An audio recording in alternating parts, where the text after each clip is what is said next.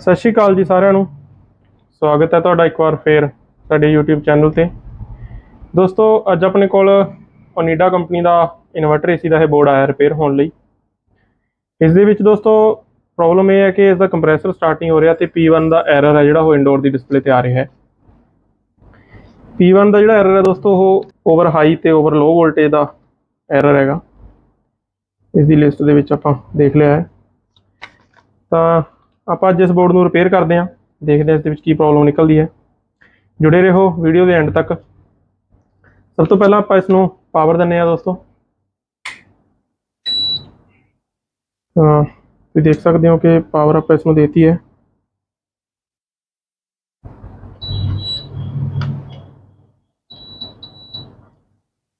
ਤੇ ਔਨ ਵੀ ਦੋਸਤੋ ਕਰਤਾ ਹੈ, ਦੇਖ ਸਕਦੇ ਹੋ ਕਿ 24 ਡਿਗਰੀ ਤੇ ਇਹ ਚੱਲ ਰਿਹਾ ਹੈ। ਡਿਸਪਲੇ ਨੂੰ ਆਪਾਂ ਸਾਈਡ ਤੇ ਰੱਖ ਦਿੰਦੇ ਹਾਂ ਤੇ ਬਲੋਅਰ ਮੋਟਰ ਵੀ ਦੋਸਤੋ ਚੱਲ ਚੁੱਕੀ ਹੈ। ਇੰਡੋਰ ਦੀ ਪੀਸੀਬੀ ਨੂੰ ਦੋਸਤੋ ਆਪਾਂ ਥੋੜਾ ਸਾਈਡ ਤੇ ਕਰ ਦਿੰਦੇ ਹਾਂ ਕਿਉਂਕਿ ਜਿਹੜੀ ਓਵਰ ਵੋਲਟੇਜ ਦੀ ਓਵਰ ਹਾਈ ਲੋ ਵੋਲਟੇਜ ਦੀ ਪ੍ਰੋਬਲਮ ਹੁੰਦੀ ਹੈ ਉਹ ਆਊਟਡੋਰ ਦੀ ਪੀਵੀ ਦੇ ਵਿੱਚ ਹੀ ਹੁੰਦੀ ਹੈ। ਤਾਂ ਇਸ ਬੋਰਡ ਨੂੰ ਆਪਾਂ ਦੇਖਾਂਗੇ। ਤੁਸੀਂ ਦੇਖ ਸਕਦੇ ਹੋ ਕਿ ਇੱਥੇ ਇੱਕ ਲਾਈਟ ਹੈ ਦੋਸਤੋ, ਇਹ ਫਲੈਸ਼ ਹੋ ਰਹੀ ਹੈ। ਹੁਣ ਇਹ ਰੀਸੈਟ ਹੋ ਚੁੱਕੀ ਹੈ ਤੇ ਹੁਣ 3 ਮਿੰਟ ਬਾਅਦ ਜਿਹੜਾ ਐਰਰ ਹੈ ਉਹ ਦੁਬਾਰਾ ਬਣੂਗਾ। ਤਾਂ ਓਵਰ ਹਾਈ ਔਰ ਓਵਰ ਲੋ ਵੋਲਟੇਜ ਦੇ ਲਈ ਦੋਸਤੋ ਆਪਾਂ ਨੂੰ ਇਸ ਦਾ AC ਔਰ DC ਲਿੰਕ ਸਰਕਟ ਹੈ ਜਿਹੜਾ ਉਹ ਚੈੱਕ ਕਰਨਾ ਪਏਗਾ। ਤੋਂ ਪਹਿਲਾਂ ਦੋਸਤੋ ਆਪਾਂ DC ਲਿੰਕ ਸਰਕਟ ਚੈੱਕ ਕਰਦੇ ਹਾਂ। ਤਾਂ DC ਲਿੰਕ ਚੈੱਕ ਕਰਨ ਲਈ ਦੋਸਤੋ ਆਪਾਂ ਨੂੰ ਇਹਦਾ ਹੀਟ ਸਿੰਕ ਹਟਾਉਣਾ ਪਏਗਾ। ਤਾਂ ਆਪਾਂ ਬੰਦ ਕਰਕੇ ਇਸ ਨੂੰ ਹੀਟ ਸਿੰਕ ਹਟਾ ਲੈਂਦੇ ਹਾਂ। ਉਸ ਤੋਂ ਪਹਿਲਾਂ ਮੈਂ ਤੁਹਾਨੂੰ ਇੱਕ ਵਾਰ ਐਰਰ ਵੀ ਦਿਖਾ ਦਿੰਦਾ ਦੁਬਾਰਾ।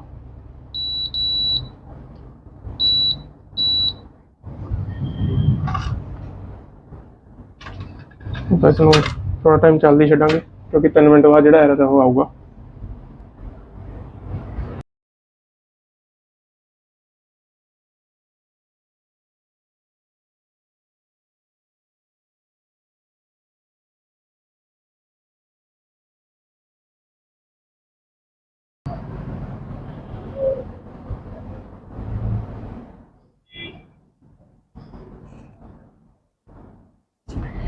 ਤਾਂ ਦੋਸਤੋ ਤੁਸੀਂ ਦੇਖ ਸਕਦੇ ਹੋ ਕਿ ਡਿਸਪਲੇ ਦੇ ਉੱਪਰ P1 ਦਾ ਐਰਰ ਆ ਚੁੱਕਿਆ ਹੈ।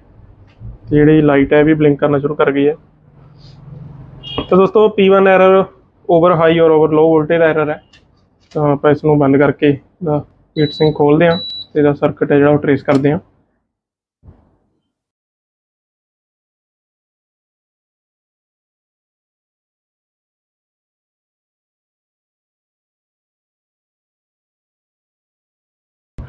तो दोस्तों स्क्रू खोलते नहीं ਆਪਾਂ ਇਸਦੇ ਤੇ ਹੀਟ ਸਿੰਕ ਆਪਾਂ ਇਸਦੀ ਹਟਾਤੀ ਹੈ।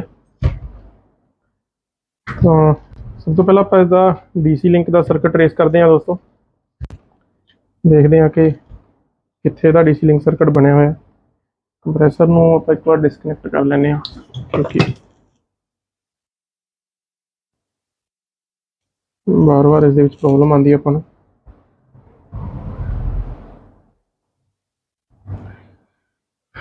तो दोस्तों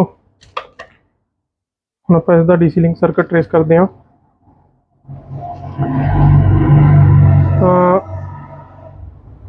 इस जगह तो दोस्तों इसका DC लिंक सर्किट बनाया गया, तुम देख सकते हो कि यह ब्रिज रेक्टिफायर का जो पॉजिटिव साइड है। मैं तुम्हें एक बार जूम करके दिखाना।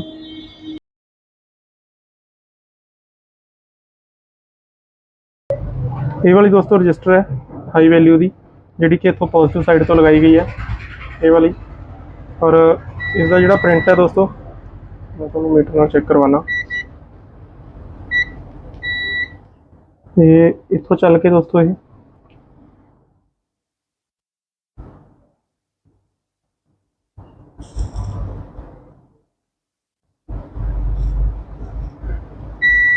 इस जगह पे आ रही है दोस्तों।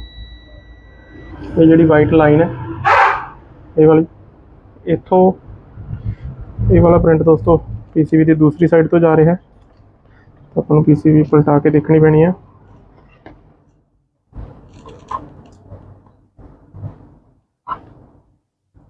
तो ये वाला दोस्तों प्रिंट है जोड़ा कि इतों होंदा होया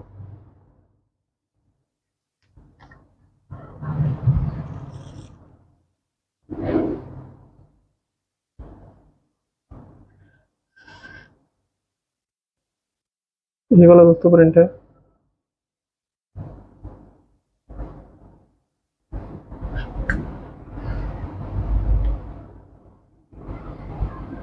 ਜਿਹੜਾ ਕਿ ਇਸ ਜਗ੍ਹਾ ਤੇ ਆ ਜਾਂਦਾ ਹੈ।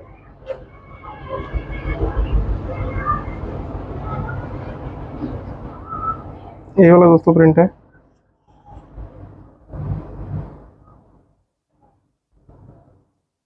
ਜਿਹੜਾ ਕਿ ਇਸ ਪੁਆਇੰਟ ਤੇ ਆ ਜਾਂਦਾ ਹੈ।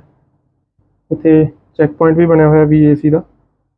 ਉਸ ਤੋਂ ਬਾਅਦ ਦੋਸਤੋ ਇਹ ਪ੍ਰਿੰਟ ਇਸ ਜਗ੍ਹਾ ਤੇ ਆਉਂਦਾ ਹੈ।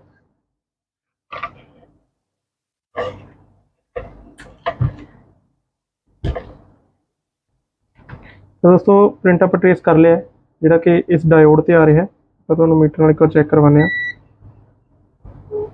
एक प्रोब आप इस डायोड से लगाई है दोस्तों, तो दूसरी प्रोब आप उस रजिस्टर से लगावांगे।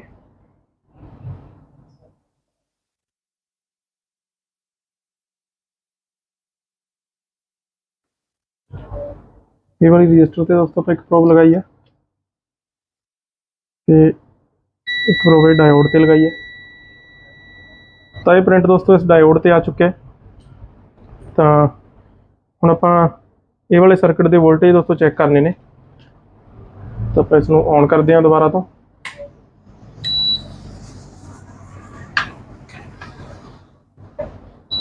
तुसीं देख सकते हो कि इसे भी आपां दोबारा तो ऑन कर ली है।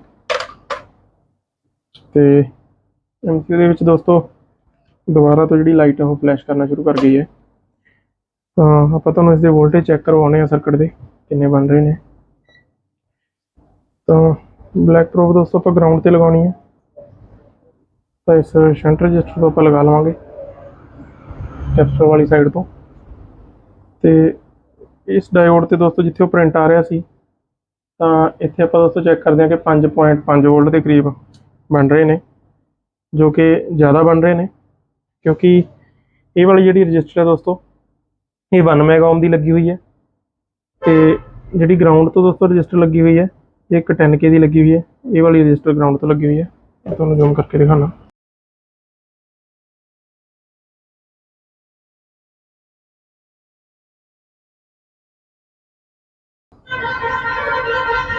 ये वाली दोस्तों रजिस्टर है जी कि ग्राउंड तो लगी हुई है।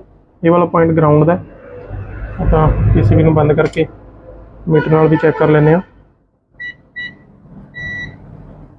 एक प्रोब आप शंट रजिस्टर से लगाती है, तो दूसरी वाली प्रोब आप इस रजिस्टर की साइड लगावांगे। तो तुम देख सकते हो कि ये वाली रजिस्टर ग्राउंड है दोस्तों जी कि 10K की लगी हुई है। तो हुण आप दोस्तों तुहानूं इसका सर्किट बना के दसदे हैं। वही डिवाइडर का इस फॉर्मूला लगेगा जोड़ा आप अपने तकरीबन वीडियोज़ दे विच लगाउने आ।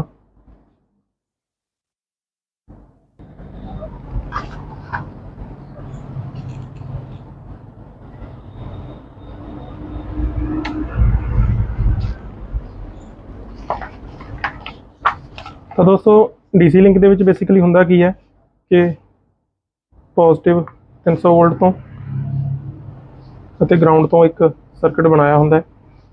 इस दे विच दोस्तों हाई वैल्यू दियाँ 3 रजिस्टर भी लगा सकते हैं, या फिर एको भी रजिस्टर भी लगा सकते हैं कंपनी वाले।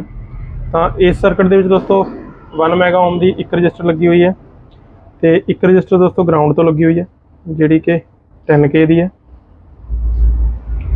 ये वाला पॉइंट दोस्तों MCU नूं जाना होंदा है।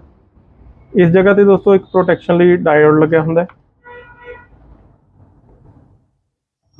जिहड़ा कि 3 पिन वाला होंदा है, जिहदी एक पिन ग्राउंड होंदी है तो एक पिन 5 वोल्ट के नाल जुड़ी होंदी है। तो दोस्तों यही सेम सर्किट इस PBA दे विच बनया होया, जिस दे विच कि 1 मेगा ओम की रजिस्टर जिहड़ी कि आपां इत्थे देखी सी ये वाली है जिहड़ी हाई वैल्यू की रजिस्टर लगी हुई है। 10K की दोस्तों ये वाली रजिस्टर जी डायोड के कोल लगी हुई है, ये वाली है। तो आप दोस्तों इसनूं R2 मानते हैं, तो इसनूं R1 मानते हैं, क्योंकि पॉजिटिव तो जी रजिस्टर लगती है उसमें आप R1 ही मानते हैं, तो R2 मानते होंगे जी ग्राउंड तो लगती है उसमें। तो इस दे विच दोस्तों हुण आपां वोल्टेज कड्डांगे कि इस पॉइंट ते डिवाइडर पॉइंट ते किन्ने वोल्टेज बनने चाहिए हैं। तो डिवाइडर का दोस्तों वही फॉर्मूला अगर आप R2 के क्रॉस कड्ढनी है R2 बटे R1 प्लस R2 गुना V इन, तो जोड़े V आउट ने दोस्तों निकले आएंगे अपने को। R2 दोस्तों अपनी 10 किलो ओम है। ਤਾਂ ਇੱਥੇ ਦੋਸਤੋ ਆਪਾਂ ਨੂੰ ਥੋੜ੍ਹਾ ਧਿਆਨ ਇਹ ਰੱਖਣਾ ਪਏਗਾ, ਜਿਹੜੀ ਇਹ ਰਜਿਸਟਰ ਹੈ ਮੈਗਾ ਓਮ ਦੇ ਵਿੱਚ ਹੈ ਅਤੇ ਜਿਹੜੀ ਇਹ ਰਜਿਸਟਰ ਹੈ ਕਿਲੋ ਓਮ ਦੇ ਵਿੱਚ ਹੈ।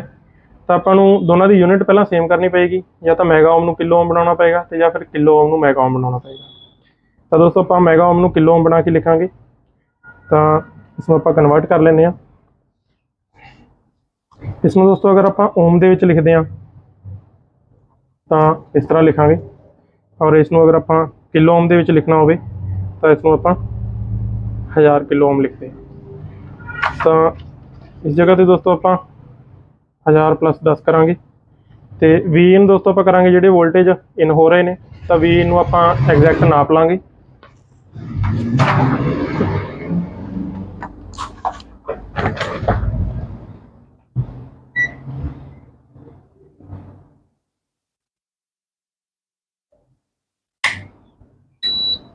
ਬੋਰਡ ਨੂੰ ਆਪਾਂ ਔਨ ਕਰ ਲਿਆ ਦੋਸਤੋ। ਤਾਂ ਇੱਥੇ ਦੋਸਤੋ ਆਪਾਂ ਵੋਲਟੇਜ ਨਾਪ ਲਾਂਗੇ ਕਿ ਕਿੰਨੇ ਆ ਰਹੇ ਨੇ। ਤਾਂ ਤੁਸੀਂ ਦੇਖ ਸਕਦੇ ਹੋ ਕਿ 332 ਵੋਲਟ ਆ ਰਹੇ ਨੇ ਦੋਸਤੋ। ਤਾਂ PCB ਨੂੰ ਆਪਾਂ ਬੰਦ ਕਰਕੇ ਤਾਂ ਗੁਣਾ 332 ਕਰਾਂਗੇ। ਤਾਂ ਹੁਣ ਦੋਸਤੋ ਆਪਾਂ ਇਸ ਨੂੰ ਕੈਲਕੂਲੇਟ ਕਰਦੇ ਹਾਂ।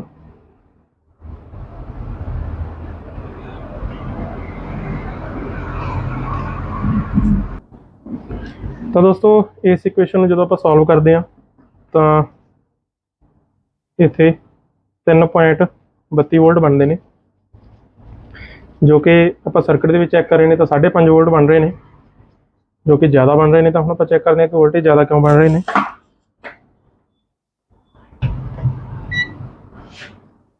ਤਾਂ ਦੋਸਤੋ ਇੱਥੇ ਪੋਸੀਬਿਲਿਟੀ ਇਹ ਹੈ ਕਿ ਗਰਾਊਂਡ ਦਾ ਰੈਫਰੈਂਸ ਇੱਥੇ ਘੱਟ ਰਿਹਾ। ਤਾਂ ਪੋਸੀਬਿਲਿਟੀ ਇਹੀ ਬਣਦੀ ਹੈ ਕਿ ਜਿਹੜਾ ਗਰਾਊਂਡ ਤੋਂ ਰਜਿਸਟਰ ਕੰਪਨੀ ਨੇ ਲਗਾਈ ਹੋਈ ਹੈ ਉਸਦੀ ਵੈਲਿਊ ਜਿਹੜੀ ਉਹ ਗੜਬੜ ਹੋ ਗਈ ਹੈ, ਕਿਉਂਕਿ ਜਦੋਂ ਗਰਾਊਂਡ ਦਾ ਰੈਫਰੈਂਸ ਘੱਟਦਾ ਦੋਸਤੋ ਤਾਂ ਪੋਜ਼ੀਟਿਵ ਦਾ ਰੈਫਰੈਂਸ ਜਿਹੜਾ ਉਹ ਵੱਧ ਜਾਂਦਾ ਹੈ। ਤਾਂ ਆਪਾਂ ਇਸ ਰਜਿਸਟਰ ਦੀ ਵੈਲਿਊ ਚੈੱਕ ਕਰਦੇ ਹਾਂ।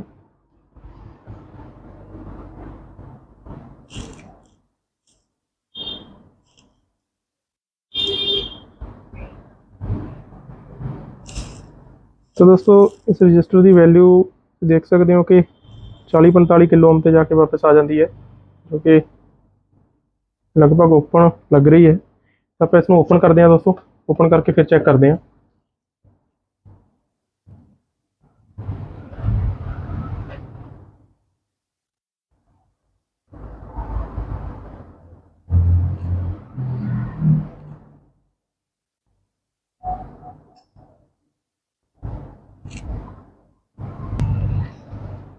ਇਹ ਵਾਲੀ ਰਜਿਸਟਰ ਹੈ ਦੋਸਤੋ।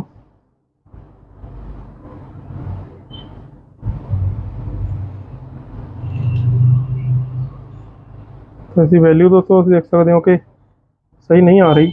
ਇਸ ਨੂੰ ਆਪਾਂ ਓਪਨ ਕਰਕੇ ਚੈੱਕ ਕਰਦੇ ਹਾਂ।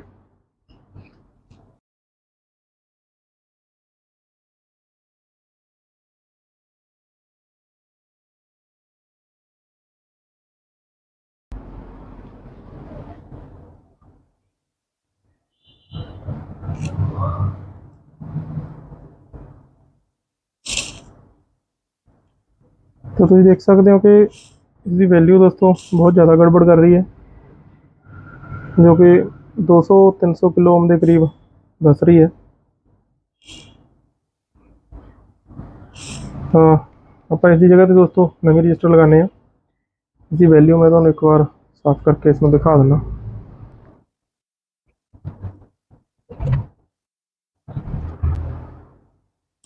ਤਾਂ ਇਹ ਵਾਲੀ ਦੋਸਤੋ ਰਜਿਸਟਰ ਜਿਹੜੀ ਆਪਾਂ ਓਪਨ ਕੀਤੀ ਹੋਈ ਹੈ, ਦੇਖ ਸਕਦੇ ਹੋ ਕਿ 103 ਇਸ 'ਤੇ ਲਿਖਿਆ ਹੋਇਆ ਹੈ, ਜੋ ਕਿ 10 ਕਿਲੋ ਓਮ ਦੀ ਵੈਲਿਊ ਬਣ ਗਈ ਹੈ।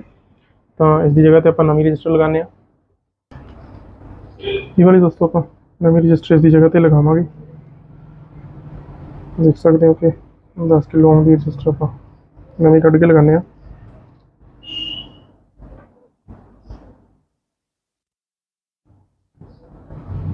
ਇਹ ਵਾਲੀ ਰਜਿਸਟਰ ਆਪਾਂ ਇੱਥੇ ਲਗਾਵਾਂਗੇ। ਉਸ ਤੋਂ ਪਹਿਲਾਂ ਦੋਸਤੋ ਆਪਾਂ ਇਸ ਨੂੰ ਪੁਰਾਣੀ ਵਾਲੀ ਨੂੰ ਹਟਾ ਲੈਂਦੇ ਹਾਂ।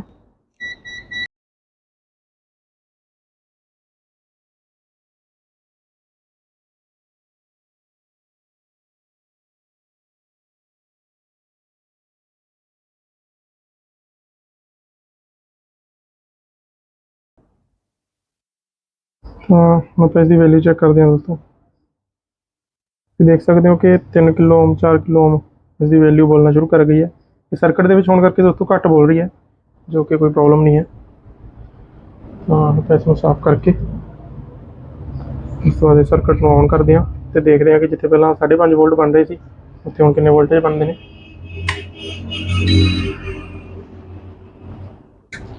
ਤਾਂ ਗਰਾਊਂਡ ਦੋਸਤੋ ਆਪਾਂ ਇਸ ਰਜਿਸਟਰ ਦੀ ਇੱਧਰ ਵਾਲੀ ਸਾਈਡ ਤੋਂ ਵੀ ਲੈ ਸਕਦੇ ਹਾਂ, ਕਿਉਂਕਿ ਇੱਧਰ ਵਾਲੀ ਸਾਈਡ ਜਿਹੜੀ ਉਹ ਗਰਾਊਂਡ ਸੀ। ਮੀਟਰ ਨੂੰ ਆਪਾਂ DC ਵੋਲਟ ਤੇ ਕਰਕੇ ਤਾਂ ਤੁਸੀਂ ਦੇਖ ਸਕਦੇ ਹੋ ਕਿ ਇੱਥੇ 3.2 ਵੋਲਟ ਜੋ ਕਿ ਆਪਣੀ ਕੈਲਕੂਲੇਸ਼ਨ ਦੇ ਹਿਸਾਬ ਨਾਲ ਆਏ ਸੀ ਬਣਨੇ ਸ਼ੁਰੂ ਹੋ ਗਏ ਨੇ। ਤਾਂ ਦੋਸਤੋ ਇਹ ਵਾਲਾ ਜਿਹੜਾ DC ਲਿੰਕ ਦਾ ਸਰਕਟ ਜਿਸ ਦੇ ਵਿੱਚ ਪ੍ਰੋਬਲਮ ਸੀ ਇਹ ਓਕੇ ਹੋ ਗਿਆ। ਤਾਂ ਹੁਣ ਆਪਾਂ ਦੋਸਤੋ ਇਸ ਦੇ ਨਾਲ ਕੰਪਰੈਸਰ ਕਨੈਕਟ ਕਰਦੇ ਹਾਂ ਤੇ ਕਨੈਕਟ ਕਰਕੇ ਫਿਰ ਦੇਖਦੇ ਹਾਂ ਕਿ ਕੀ ਸੀਨ ਬਣਦਾ।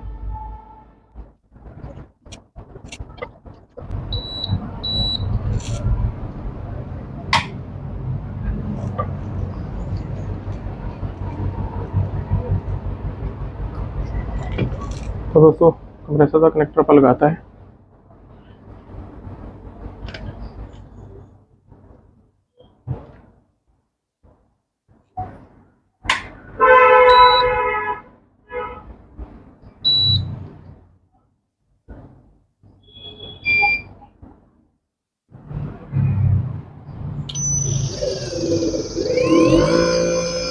तो दोस्तों देख सकते हो कि लाइट ग्लो करना शुरू कर गई है और कंप्रेसर भी चल चुके हैं।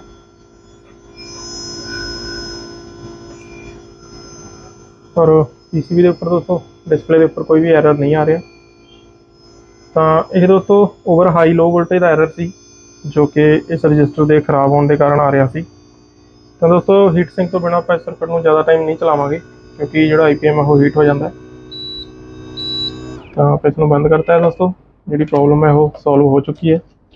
वीडियो देखने लिए दोस्तों तुहाडा बहुत बहुत धन्यवाद। अगर तुहानूं वीडियो वधिया लगी तो वीडियो नूं शेयर जरूर कर दिओ, चैनल नूं सबसक्राइब भी दोस्तों जरूर कर लिओ क्योंकि इन्वर्टर AC दी PCB दी रिपेयर दी आपां वीडियोज़ पाउंदे रहंदे आ। तां मिलदे आ दोस्तों बहुत जल्दी नवीं वीडियो दे नाल। धन्यवाद।